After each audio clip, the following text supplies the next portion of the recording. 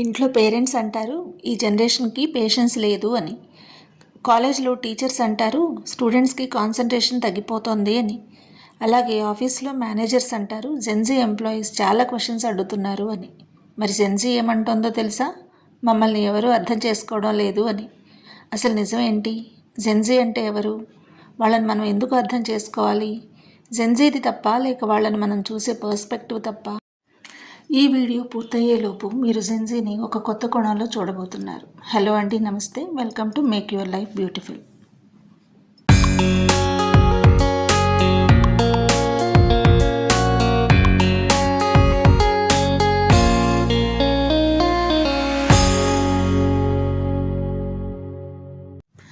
అసలు జెన్జీ అంటే ఎవరు? వాళ్ళ గురించి మనం ఎందుకు తెలుసుకోవాలి? ఈ టాపిక్ ఎందుకు ఇంపార్టెంట్? ఎందుకు అంటే ఈరోజు మన ఇంట్లో పిల్లలు జెన్జీ, మన క్లాస్ రూమ్లో స్టూడెంట్స్ జెన్జీ, రేపటి ఎంప్లాయీస్, ఎంటర్ప్రెన్యూర్స్, లీడర్స్ కూడా జెన్జీయే. బై 2030 వర్క్ ఫోర్స్లో పెద్ద భాగం జెన్జీదే. వాళ్ళని అర్థం చేసుకోకుండా మనం భవిష్యత్తును అర్థం చేసుకోలేము. ఒక ఇంట్రెస్టింగ్ ఫ్యాక్ట్ చెప్పనా? ప్రతి జనరేషన్ తన తర్వాత జనరేషన్ గురించి కంప్లైంట్ చేస్తూనే వచ్చింది. మన పేరెంట్స్ మన గురించి కూడా ఇదే అనుకుని ఉండొచ్చు, ఈ పిల్లలు మారిపోయారు అని. కానీ అసలు క్వశ్చన్ ఏంటంటే వాళ్ళు ఎందుకు ఇలా ఉన్నారు అనేది అర్థం చేసుకోవడం ఇంపార్టెంట్. ఈ వీడియోలో డిస్కస్ చేసే విషయాలు వాళ్ళని బెటర్గా అర్థం చేసుకోవడానికి చాలా హెల్ప్ అవుతాయి. ముందుగా మనం 3 జనరేషన్స్ గురించి మాట్లాడుకుందాం. Gen X, millennials and Gen Z. ఒకే ఇంట్లో ఉన్న, ఒకే ఆఫీసులో పనిచేస్తూ ఉన్న వీళ్ళ ఆలోచనలు, అలవాట్లు, ప్రపంచాన్ని చూసే విధానం చాలా డిఫరెంట్గా ఉంటుంది. ముందుగా జెనెక్స్ గురించి చూద్దాం. జెనెక్స్ అంటే 1965 నుంచి 1980 మధ్యలో పుట్టినవాళ్ళు. 2026 నాటికి వీళ్ళ ఏజ్ 46 to 61 ఇయర్స్ మధ్యలో ఉంటుంది. వీళ్ళు ఇంటర్నెట్ రాకముందు ప్రపంచాన్ని చూశారు. బుక్స్, న్యూస్ పేపర్స్, ల్యాండ్లైన్ ఫోన్లు, క్యాసెట్ ప్లేయర్లు వీళ్ళ జీవితంలో ముఖ్యమైన భాగం. జెనెక్స్ యొక్క ప్రధాన బలం ఏంటంటే ఇండిపెండెన్స్, రెసిలియన్స్ అండ్ ప్రాక్టికాలిటీ. అంటే స్వతంత్రంగా నిర్ణయాలు తీసుకోవడం, కష్టాలను తట్టుకోవడం మరియు వాస్తవికంగా ఆలోచించడం. ఇప్పుడు మిలీనియల్స్ గురించి మాట్లాడుకుందాం. మిలీనియల్స్ అంటే 1981 నుంచి 1996 మధ్యలో పుట్టిన వాళ్ళు. 2026 నాటికి వీళ్ళ ఏజ్ 30 నుంచి 45 ఇయర్స్ ఉంటుంది. ఈ తరం ఒక ప్రత్యేకమైన మార్పును చూసింది. వీళ్ళు ఎనలాగ్ ప్రపంచంలో పుట్టి డిజిటల్ ప్రపంచంలో పెరిగారు. Desktop computers, internet, email, mobile phones అన్నీ వీళ్ళ ఎదుగుదలలో భాగమయ్యాయి. వీళ్ళ ముఖ్య లక్షణాలు adaptability, ambition and work life balance. అంటే కొత్త పరిస్థితులకు త్వరగా అలవాటు పడడం, ఎదగాలనే తపన, అలాగే వ్యక్తిగత జీవితం మరియు ఉద్యోగం మధ్య సమతుల్యతను కోరుకోవడం లాంటివి. ఇప్పుడు జెన్జీ గురించి చూద్దాం. జెన్జీ అంటే 1997 నుంచి 2012 మధ్యలో పుట్టినవాళ్ళు. 2026 నాటికి వీళ్ళ ఏజ్ 14 నుంచి 29 ఇయర్స్ ఉంటుంది. వీళ్ళ లైఫ్లో smart phones normal, instant information normal, online learning normal, అలాగే ఏఐ టూల్స్ కూడా నార్మల్ అయ్యాయి. నిజం చెప్పాలంటే ఇన్ఫర్మేషన్ ఓవర్లోడ్ని హ్యాండిల్ చేస్తున్నారు. వాళ్ళు చేంజ్కి అడాప్ట్ అవ్వడం కాదు, చేంజ్ మధ్యలోనే జీవిస్తున్నారు. Smart phones, social media, AI tools, global connectivity ఇవన్నీ వీళ్ళ రోజువారీ జీవితంలో భాగం. వీళ్ళ ప్రధాన బలాలు digital native mind set, innovation and creativity. అంటే వేగంగా నేర్చుకోవడం, కొత్త సమస్యలను స్వీకరించడం, అలాగే సృజనాత్మకంగా సమస్యలను పరిష్కరించడం లాంటివి. మనం ఇన్ఫర్మేషన్ కోసం లైబ్రరీకి వెళ్ళాం. వాళ్ళు గూగుల్ని అడిగారు. మనకు ఆన్సర్ దొరకడానికి రోజులు పట్టేది, కానీ వాళ్ళకు సెకండ్స్లో ఆన్సర్ వస్తుంది. మన జనరేషన్ ఇన్ఫర్మేషన్ కోసం స్ట్రగుల్ అయింది, కానీ వాళ్ళ జనరేషన్ ఇన్ఫర్మేషన్ ఓవర్లోడ్తో స్ట్రగుల్ అవుతుంది. అందుకే వాళ్ళ థింకింగ్, బిహేవియర్, ఎక్స్పెక్టేషన్స్ కూడా డిఫరెంట్గా ఉంటాయి. చాలామంది పెద్దవాళ్ళు జెన్జీని తమ చైల్డ్హుడ్తో కంపేర్ చేస్తారు. మా కాలంలో ఇలా ఉండేది, మేము ఎల్డర్స్ని చాలా రెస్పెక్ట్ చేసేవాళ్ళం, మేము ఎక్కువ కష్టపడ్డాం, ఇలాంటివి. ఇవన్నీ తప్పు కావు, కానీ కంపారిజన్ సరైంది కాదు. ప్రతి జనరేషన్కి తనదైన ఛాలెంజెస్ కొన్ని ఉంటాయి. మన పేరెంట్స్ సర్వైవల్ కోసం పోరాడారు, మన జనరేషన్ స్టెబిలిటీ కోసం కష్టపడింది. జెన్జీ రెలవెన్స్ కోసం పోరాడుతోంది. ఈరోజు స్కిల్స్ చాలా వేగంగా అవుట్డేటెడ్ అవుతున్నాయి, కెరీర్స్ మారుతున్నాయి, టెక్నాలజీ ప్రతిరోజు కొత్తగా పుడుతోంది. ఈ అన్సర్టనిటీ వాళ్ళపై కూడా ప్రెషర్ పెడుతోంది. అది మనకు కనిపించకపోవచ్చు, కానీ వాళ్ళు అది ఎక్స్పీరియన్స్ చేస్తున్నారు. మీరేమంటారు? ఇప్పుడు పేరెంట్స్ పర్స్పెక్టివ్ చూద్దాం. రీసెంట్గా ఒక మదర్ నాతో డిస్కస్ చేస్తూ మా అబ్బాయి నాతో ఏ విషయమూ షేర్ చేసుకోవడం లేదు అని చెప్పారు. ఆ బాబుతో మాట్లాడిన తర్వాత తెలిసింది ఏంటంటే ఆ బాబుకి కమ్యూనికేషన్ ప్రాబ్లం ఏమీ లేదు, జడ్జ్మెంట్ భయం ఉంది.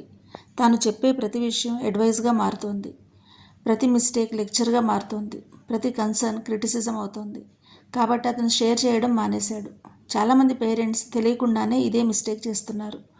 జెన్జీకి ఎమోషనల్ సేఫ్టీ చాలా ముఖ్యం. వాళ్ళు వినిపించుకుంటే ఓపెన్ అవుతారు, జడ్జ్ చేస్తున్నారని అనిపిస్తే క్లోజ్ అవుతారు. పేరెంట్గా మన పాత్ర కూడా మారాలి. కంట్రోలర్ నుండి కోచ్గా మారాలి. అడ్వైజ్ ఇవ్వడం కంటే క్వశ్చన్స్ అడగాలి. ఇది చేయి అనడం కంటే నీకు ఏ సొల్యూషన్ బెటర్గా అనిపిస్తోంది అని అడగాలి. ఈ చిన్న మార్పు రెస్పాన్సిబిలిటీని పెంచుతుంది, కాన్ఫిడెన్స్ని పెంచుతుంది. జెన్జీకి పర్ఫెక్ట్ పేరెంట్స్ అవసరం లేదు, అవైలబుల్ పేరెంట్స్ అవసరం. కొన్నిసార్లు 10 minutes లిజనింగ్ 1 hour అడ్వైస్ కంటే పవర్ఫుల్గా పనిచేస్తుంది.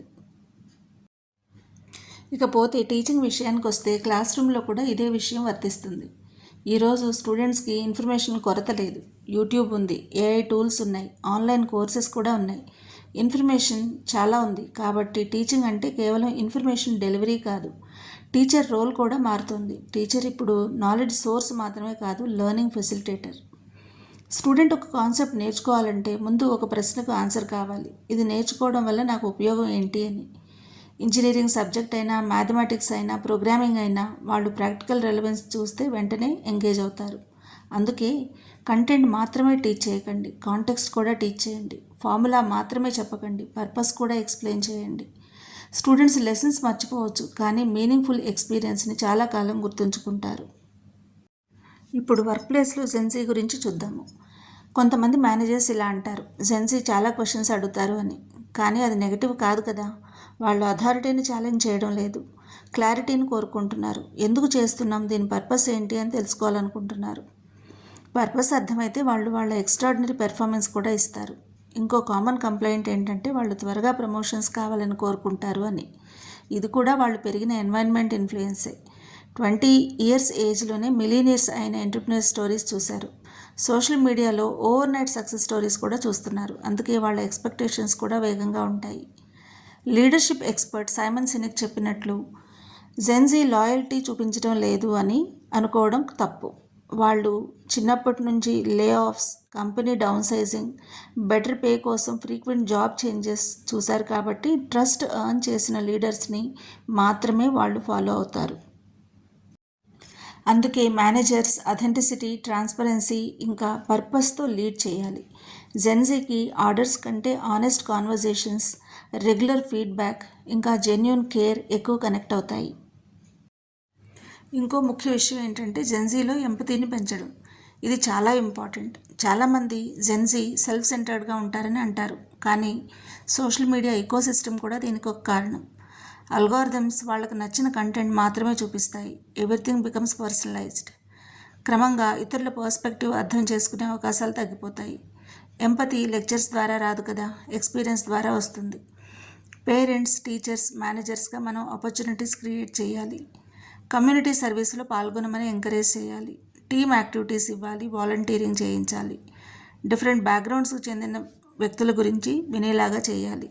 ఒక రైతు కష్టం, ఒక కార్మికుడి జీవితం, ఒక సింగిల్ పేరెంట్ స్ట్రగుల్, ఒక టీచర్ డెడికేషన్, ఇలాంటివన్నీ ఆటోమేటిక్గా ఎంపతిని సహజంగా పెంచుతాయి. జెన్జీ ప్రీవియస్ జనరేషన్స్ నుంచి నేర్చుకోవాల్సింది patience, consistency, discipline, long term thinking. ఈ క్వాలిటీస్ ఎప్పటికీ టైమ్లెస్. టెక్నాలజీ మారుతోంది, టూల్స్ మారుతున్నాయి, కానీ క్యారెక్టర్ విలువ ఎప్పటికీ తగ్గదు. అలాగే లెర్నింగ్ ఒకవైపు నుంచే జరగకూడదు కదా. మనం కూడా జెన్జీ నుంచి చాలా నేర్చుకోవచ్చు. Adaptability, curiosity, digital skills, continuous learning, చేంజ్ని యాక్సెప్ట్ చేసే మైండ్ సెట్. వాళ్ళు ప్రతి పాత విధానాన్ని ప్రశ్నిస్తారు. అది డిస్రెస్పెక్ట్ కాదు, చాలాసార్లు ఇన్నోవేషన్కి ప్రారంభం. ఫ్యూచర్ అనేది ఒక జనరేషన్ సొంతం కాదు, అన్ని జనరేషన్స్ కలిసి నిర్మించేది. పేరెంట్స్కి అండర్స్టాండింగ్ అవసరం, టీచర్స్కి ఫ్లెక్సిబిలిటీ అవసరం, మేనేజర్స్కి ఎంపతి అవసరం, జెన్జీకి గైడెన్స్ అవసరం.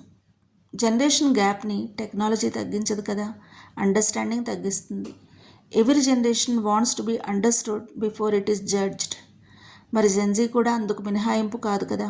వాళ్ళను మార్చడానికి ప్రయత్నించకండి, ముందు వాళ్ళని అర్థం చేసుకోండి. మేక్ యువర్ లైఫ్ బ్యూటిఫుల్ అంటే మన జీవితాన్ని మాత్రమే కాదు, మన రిలేషన్షిప్స్ని కూడా బ్యూటిఫుల్గా మార్చుకోవడం. ఇంకా ఈ వీడియో ఎండింగ్కి వచ్చేసాము. ఈ వీడియోలో చెప్పిన ఏ విషయానికి మీరు కనెక్ట్ అయినా లేదా మీకు ఉపయోగపడుతుందని అనిపించినా ప్లీజ్ లైక్ దిస్ వీడియో. మీ ఒపీనియన్ని కామెంట్ సెక్షన్లో మెన్షన్ చేయండి. ఇంకా ఈ వీడియోని మీ ఫ్యామిలీ, ఫ్రెండ్స్ అండ్ కొలీగ్స్తో షేర్ చేయండి. ఇంకొక ఇంపార్టెంట్ టాపిక్తో మళ్ళీ కలుద్దాం. అంతవరకు make your life beautiful. Bye bye.